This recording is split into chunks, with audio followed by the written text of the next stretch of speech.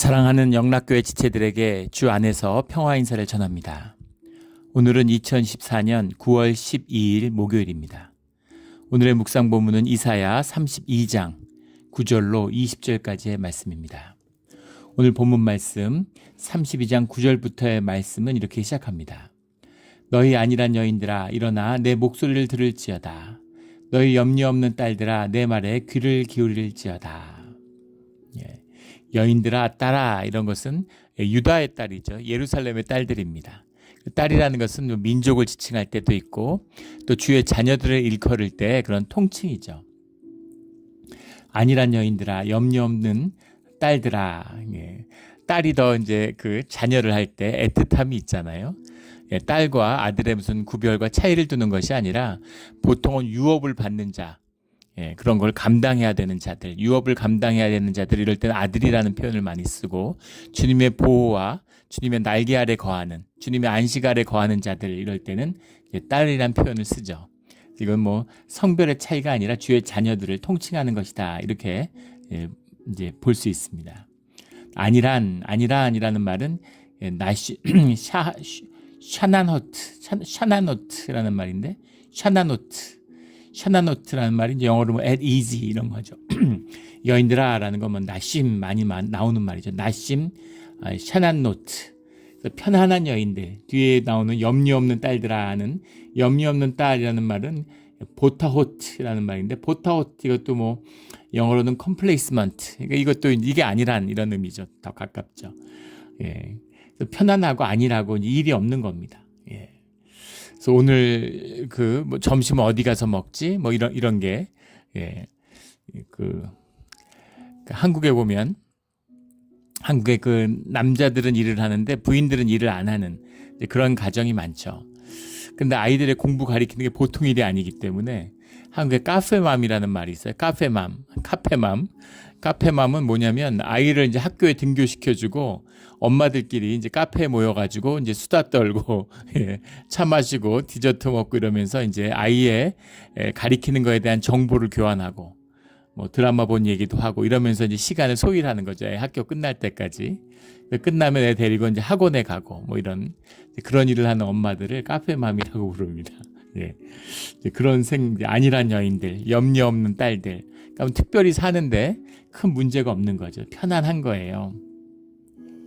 그런 여인들아 내 목소리를 들어라. 유다의 자녀들아 이런 거죠. 지금 이 아수르의 침공으로 그 위협이 지금 목전에 찼는데도 그 위협을 느끼지 못하는 예루살렘 안에서 그런 모습들이죠. 이 넘이 되니까 익숙해지니까 이게 벌써 한 세대를 넘어갔잖아요. 아수르의 유업이 거의 뭐 지금 거의 반세기 가까이 지속되고 있는 겁니다. 그러니까 우리 지금 대한민국 생각해 보면 알 수 있죠. 이 핵 대피 훈련을 얼마 전에 했다는 게 화제가 됐어요. 북한이 핵을 개발하고 핵을 위협하는데 핵 대피 훈련이나 핵에 대한 대비를 안 합니다. 이상하죠. 왜 그럴까? 왜 아무 위협을 안 느낄까? 뭐 포를 쏘든 미사일을 쏘든 아무 관심이 없어요. 전혀 위협을 안 느낍니다. 왜 그럴까? 마음의 담력을 얻어서 그런 걸까요? 넘이 된 거죠. 하도 오랜 시절 위협에 시달리다 보니까 익숙해진 거예요. 그냥 그러려니.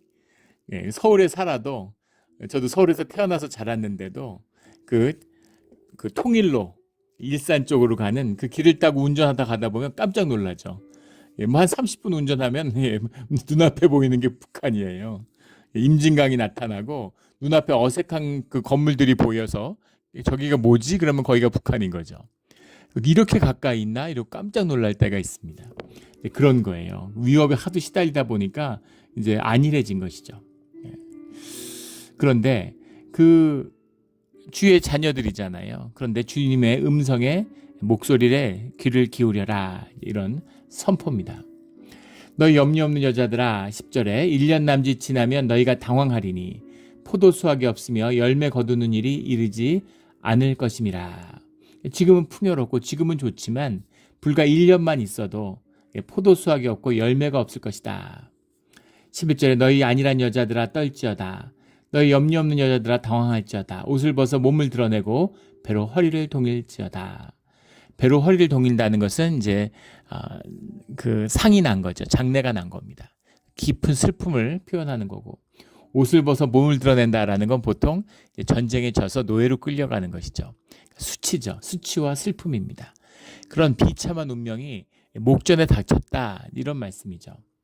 그런데도 그것을 보지 못하는, 현상에 갇혀 있으니까. 현상에서 갇혀 있다는 건 뭐예요? 여러 가지 차원의 의미가 있지만 제일 먼저 다가오는 건 시간에 갇혀 있는 거죠. 한 치 앞을 못 보는 거예요. 한 치 앞을 못 보는 것, 이겁니다. 저도 이제 축구 스포츠 하진 않지만 이제 보는 건 좋아합니다. 근데 축구를 보는데 축구 팬들의 가장 중요한 덕목이 1희 1비라고 그러죠. 그게 축구 팬의 덕목이라고 그래요. 그래서 유럽의 축구 이런 거 보면 그 팬들 보면 한 게임 이기면 난리가 납니다. 우리 EPL 손흥민 선수가 뛰는 토트넘 아무 상관도 없는데 손흥민 선수가 뛴다는 이유로 대한민국 국민들이 전부 다 토트넘 팬이죠. 그 파워가 얼마나 세냐면 전 세계에서 가장 유니폼을 많이 파는 선수가 손흥민이고, 그 유니폼 판매 수익이 제일 많은 게 토트넘이라고 그러죠. 한국 사람들은 다 토트넘 팬이니까. 이제 그런 거죠. 옛날에 박지성이 있을 때는 그 맨체스터 유나이티드 맨유의 팬이었죠. 박지성으로 말미암아 영국 축구를 보게 된 거죠. 근데 한 게임 이기면 그냥 영웅같이 막 대단한 왜 손흥민 한 2골 넣으면 난리 나지 않습니까? 왜 레알 마드리드로 안 가고 토트넘에 있냐 이러고 그냥 칭찬이 쏟아져요. 한 게임 부진하면 영국 언론들 보십시오. 왜 그 선수를 썼느냐, 딴 팀에 팔아라, 온갖 난리가 납니다.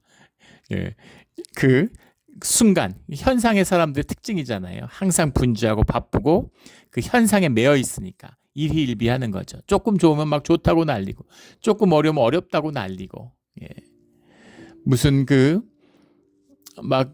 FRB에서 이자율 0.25%라도 올린다 그러면 죽는 것처럼 나오고 그러다가 또 내린다 그러면 세상에 살 길이 열린 것처럼 난리고, 이런 거죠.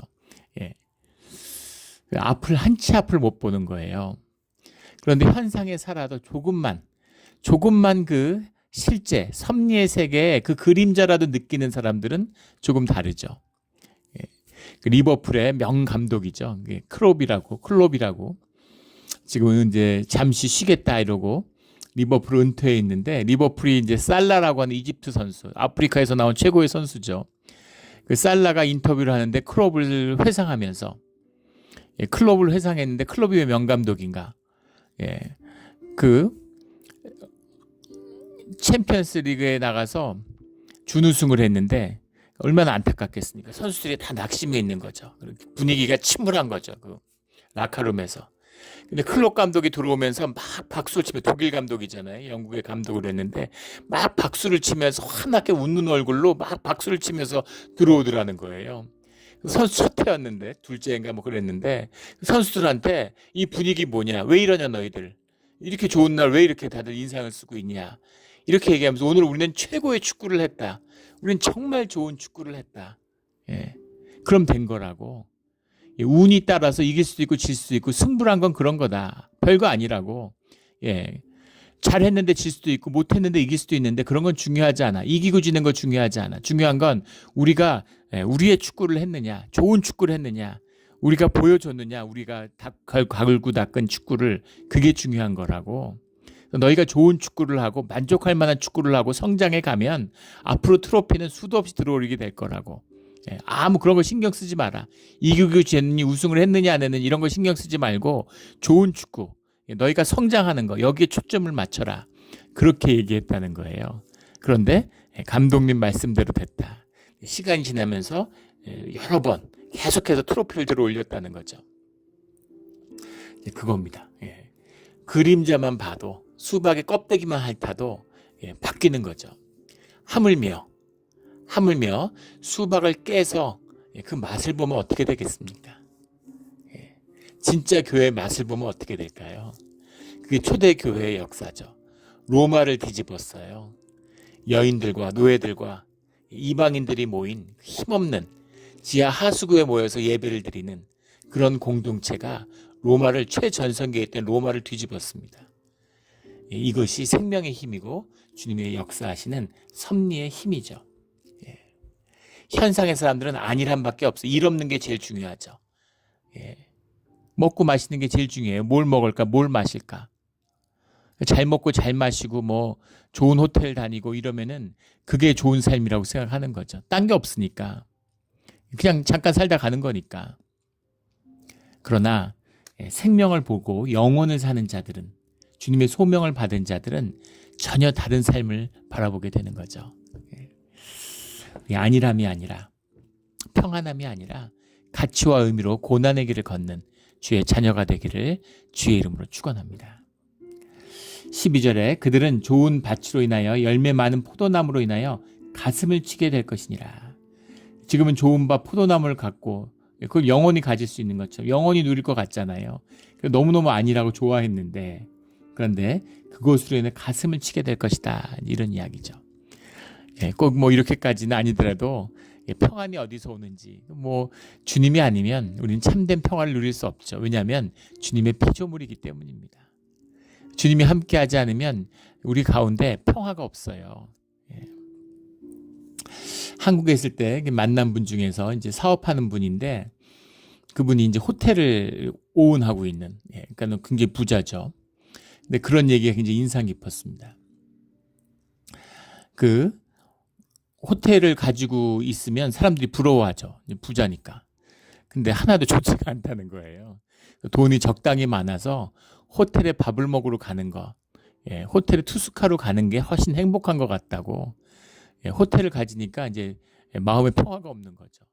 뭔가 일이 너무 많고 너무 복잡하고 신경 써야 될 일이 많고 근심 걱정이 끊이지 않는 거죠. 그런 겁니다.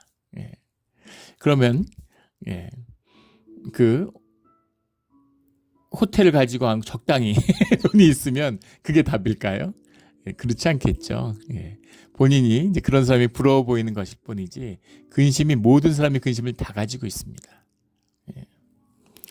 예전에도 나눈 적이 있는데, 제가 그 뉴욕에 살 때 아침에 학교 가려고 전철을 탔는데, 전철이 이제 섰어요. 근데 그 신문지 그 폐유지 덩어리를 묶어 놓은 거를 이렇게 딱 문을 막더니만 그 이제 홈리스가 그 짐을 실는 겁니다. 웬 쓰레기를 그렇게 많이 갖고 다녀요. 짐을 잔뜩 싣고 쓰레기를 잔뜩 싣고, 그리고 타는 거예요. 그러니까 사람들이 막 내리더라고요. 지금은 어떨까 모르겠는데, 저희는 동방예의지국에서 왔잖아요. 차마 눈앞에서 내리질 못하겠더라고요. 냄새가 심하니까. 어색하게 앉아있는데 대부분 내려서 그 열차 안에 사람이 거의 없었어요. 그래서 마주보고 앉으니까 이제 말을 잠깐 대화를 했는데, 그래서 왜 그렇게 쓰레기들을 이렇게 갖고 다니느냐고. 그러니까 이게 다 자기 건데, 자기가 푸드 스탬프 받으러 가는 거예요. 근데 자기가 없는 사이에 자기가 가져가면 안 되니까 그걸 다 갖고 가는 겁니다.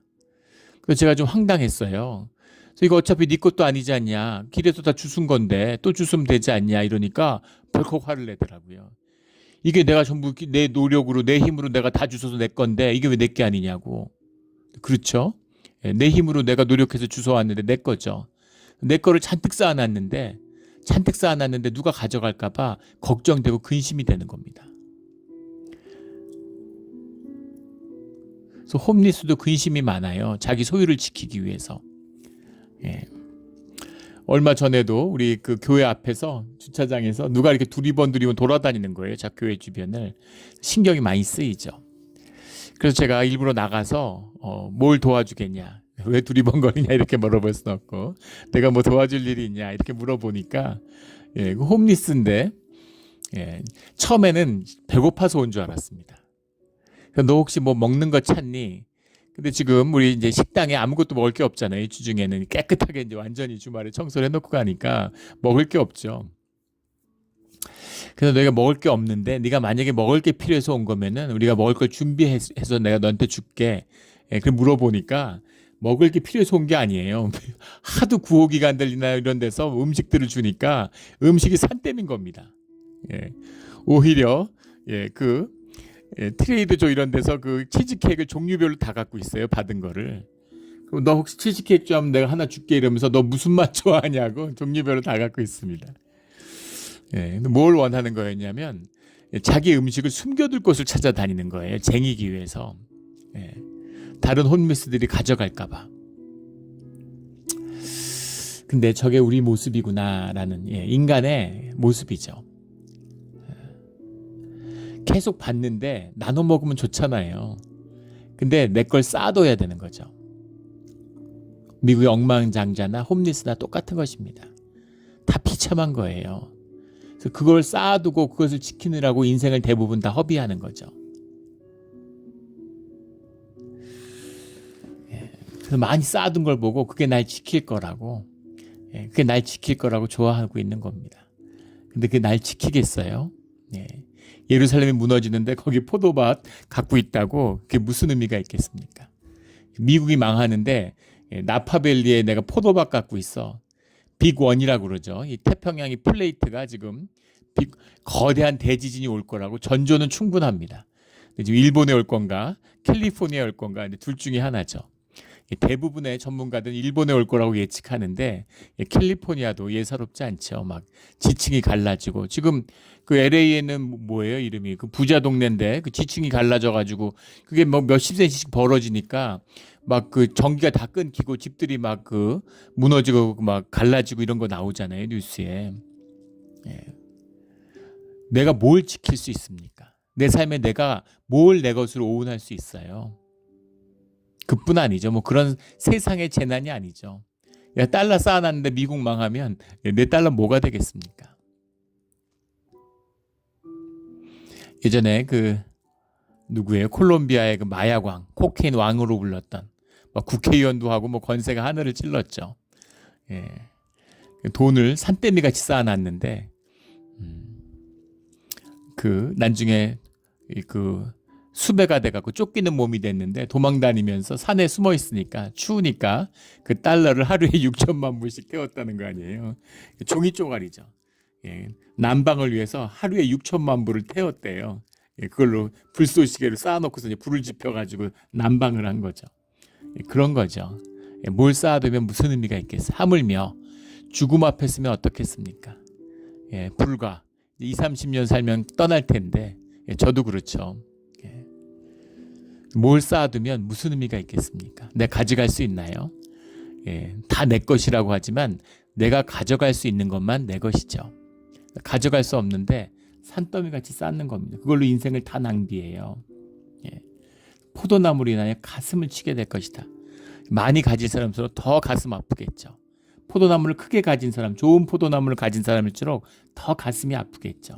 그런 모습을 보여주고 있는 것입니다.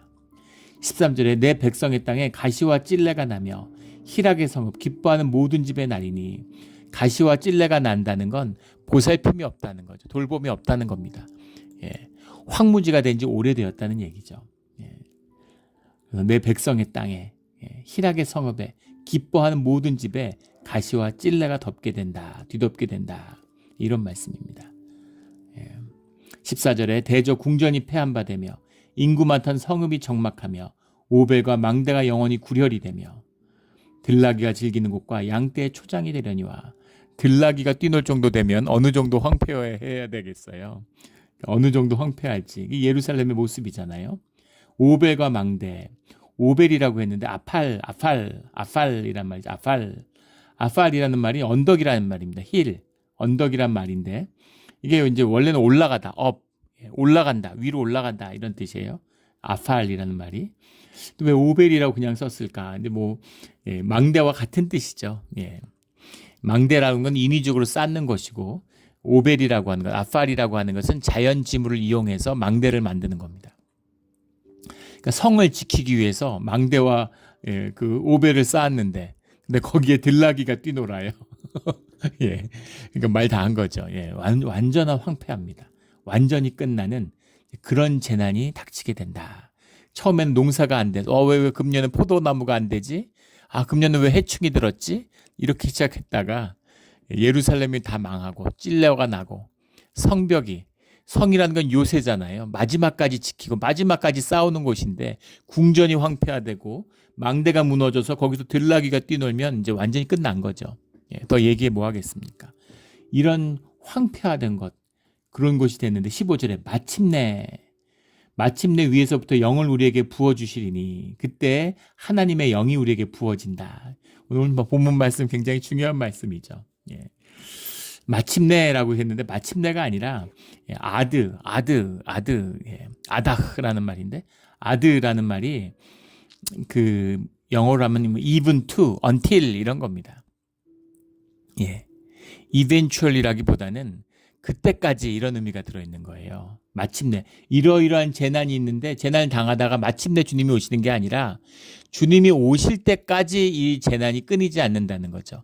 주님이 오시기 위해서 이 재난이 있었다는 겁니다. 누구한테 있었습니까? 유다의 백성, 예루살렘의 백성들에게, 딸들에게 있었다는 거예요. 예. 왜 고난이 있었죠? 아니라고 평안했기 때문에? 예, 아닙니다. 주님을 알게 하기 위해서, 주님의 영을 받기 위해서인 거죠. 이것이 복음의 핵심이에요. 예.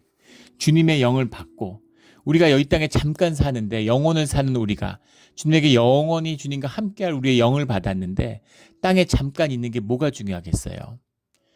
요즘에 군대 생활 1년 6개월 하죠. 저희 때는 한 30개월 됐었고 이제 그 대학에서 2학년까지 마치면 이제 27개월을 복무하고 그랬습니다. 근데 그때 군대에서 뭘 하고 무슨 상관이 잠깐 있는데, 예, 그렇잖아요. 예, 인생의 과정에서 보면 그 잠깐 있는 거죠. 학교 생활 잠깐 하는 거죠.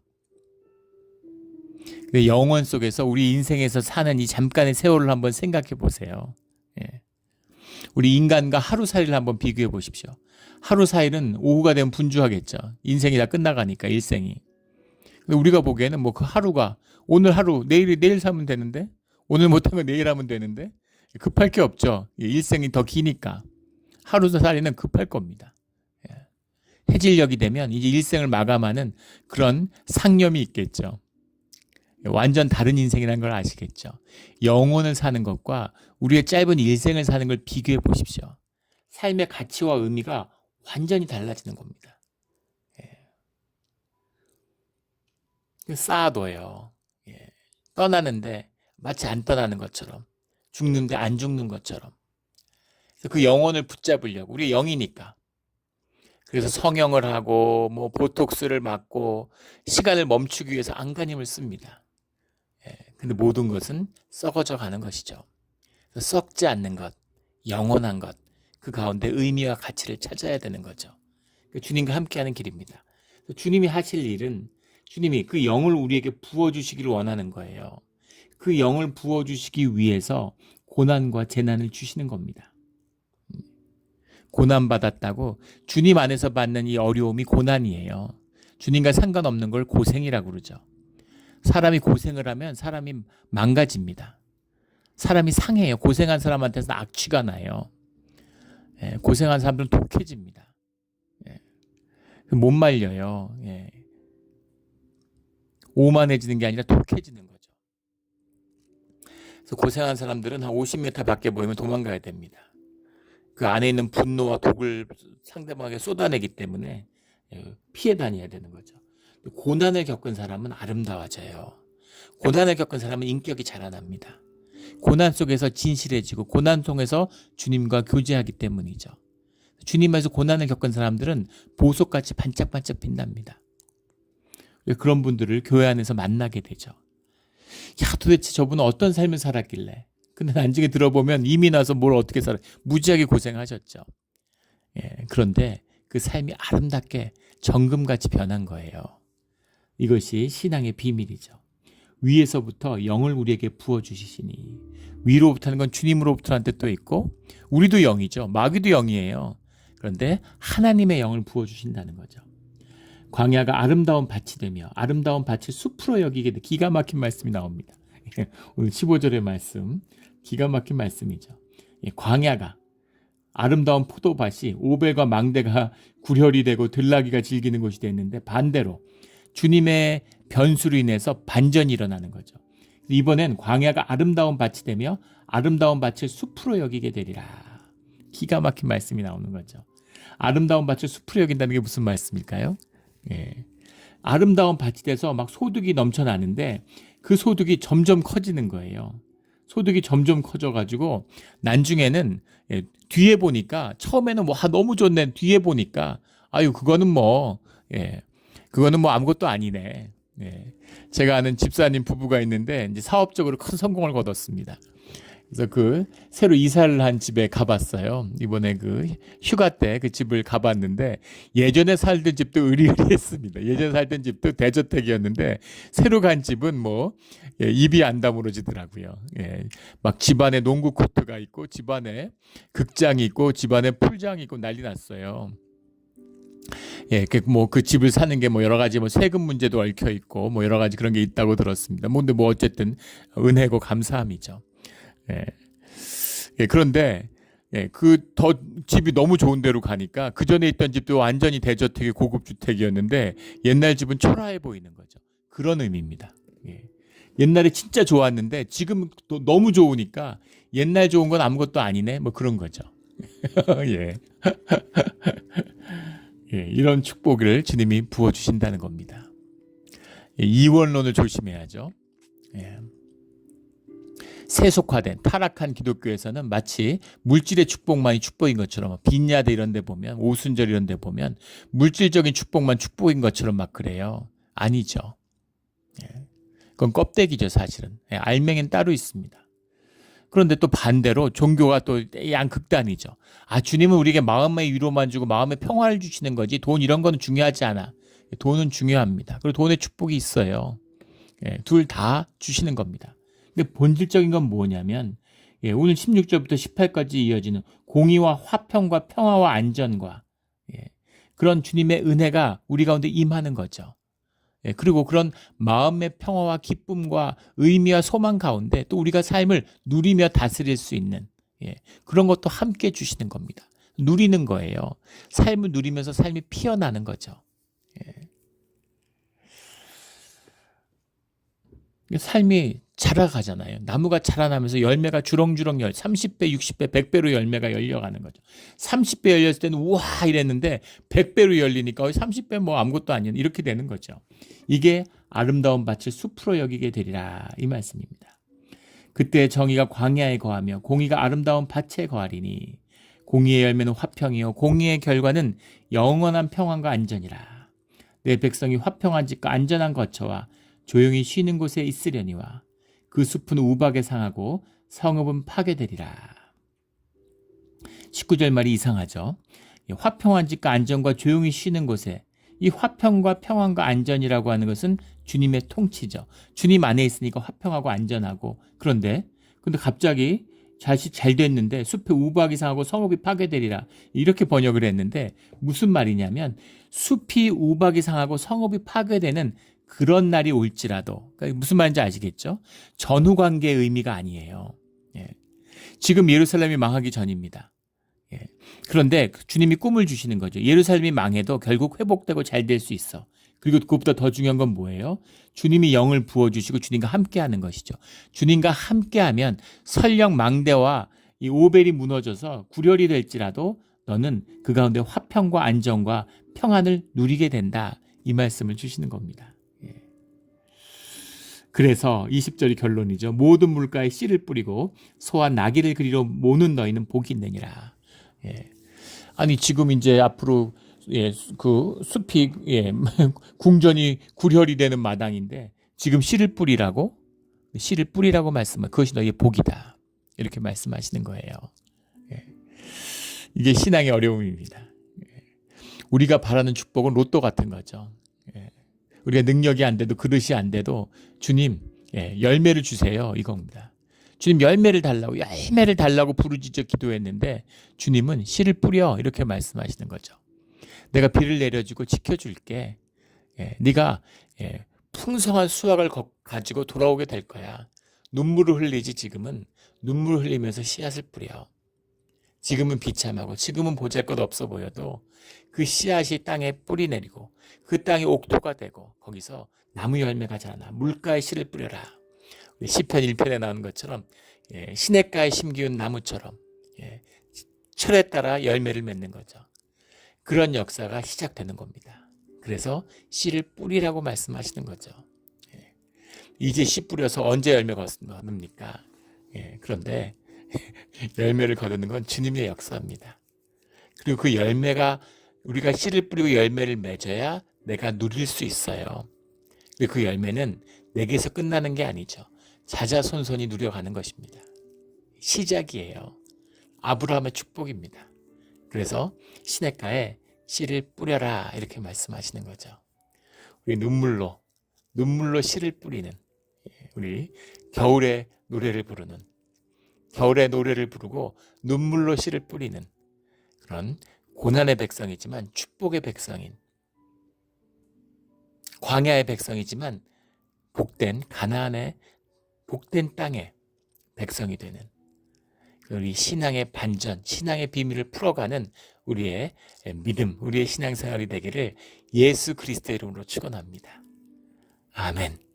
기도드리겠습니다. 하나님 아버지 감사합니다. 모든 것이 주님의 은혜였습니다. 주님, 십자가를 만나게 하여 주시옵소서. 십자가로 살아가게 하여 주시옵소서. 감사하며 예수 그리스도 이름으로 기도드렸습니다. 아멘.